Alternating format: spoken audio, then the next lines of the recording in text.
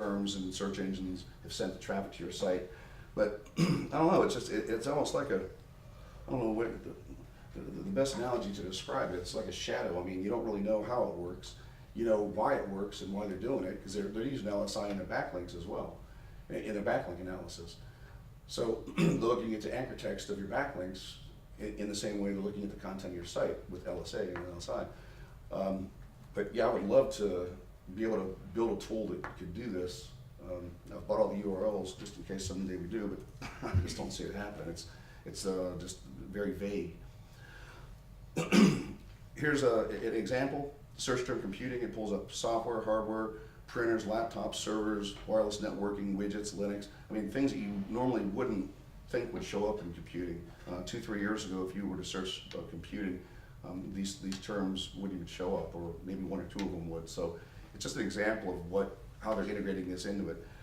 There's a lot of speculation as to what level they're, how far they've turned the meter up, and they're saying 20 or 30% is what I'm getting back. Is 20 or 30% of the results in the top 10 are based on LSI. The rest of them are based on keywords, H1 tags, all the generic basic SEO tools that are methods that we all know. So how do you do this? Develop theme sites on a broad scale rather than riding around one keyword or phrase. Instead of keyword stuffing or keyword optimization, strive for more naturally worded and written pages. This is all really basic stuff, guys. Don't mean to talk onto you, but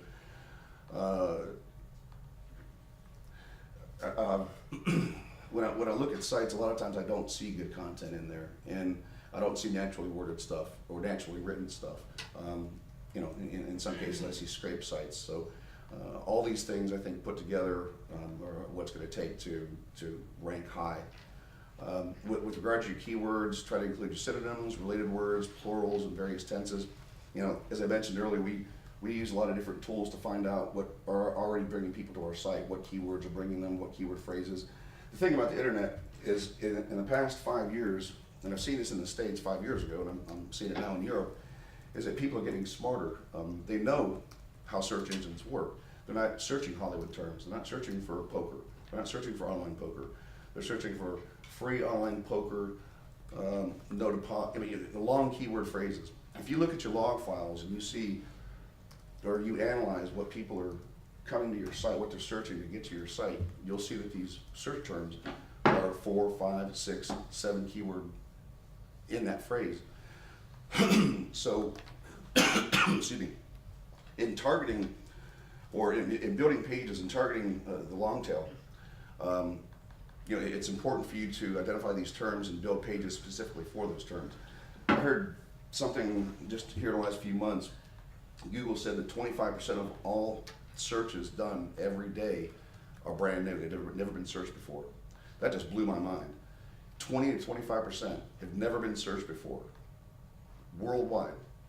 And what's even more impressive is that, at least in the gaming, travel, finance industry, 70% of all conversions are from those first time searches. So it's important to target long tail. It's important to look at LSI. It's important to spend the time to build the content. Don't expect you're going to go out there and throw a website up with a few pages and all of a sudden make $1 million. It's not going to happen. It takes a lot of time to do this and a lot of research, and that's kind of what we're working towards here is the tools that it takes to do that and the most effective methods that we've tested and used. When establishing inbound links, be sure that they don't all go to the same keyword. Kind of obvious. Have inbound links go to a number of different keywords and relevant terms within your site. So spread them really wide. The way that the technique that I use is we do 20% on the keyword on targeting, 80% on long tail terms that include the keyword that we're targeting. So if I'm going for poker, I'm going to put poker on there. But 80% are going to include long tail terms, even click here, or site or links that don't even relate to poker. Click here. So it's important to spread it very thin. Don't bother seeking reciprocal links. Inbound links are the key to LSI.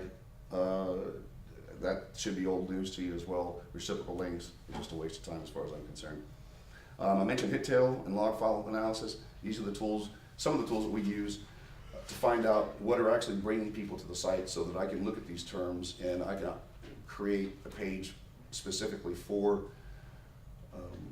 a long tail phrase that is converting well. So what I'm going to do is I'm going to look at where my conversions are coming from. They're already coming to my site from somewhere. I don't have a page optimized for that, but I've already pulled in some traffic because of it. So why not go ahead and go up and build a page for that site, or build a page for that keyword term or that long tail phrase. Internal canonicalization. I'm from the US, so we use Z's. So how many people know about canonicalization? Excellent. Well, you should. I mentioned this earlier. You have all these links coming back to your site. You have a webmaster that goes in there and he's testing, he's doing multivariate testing, he's doing new homepage, he's doing, you know, whatever it may be. So he has a, say, you know, on a test server or a test page, he's working on your site, so he puts a temporary page. The problem with that is that when people start linking to you, whether you're buying links, whether people are just naturally linking to you because of your content or for whatever reason, they're linking back to a certain URL, with or without the www, with or without the HTTP. These are all individual sites. I looked at a client, I think about a month ago, and I went through and searched www.theirsite.com /index.html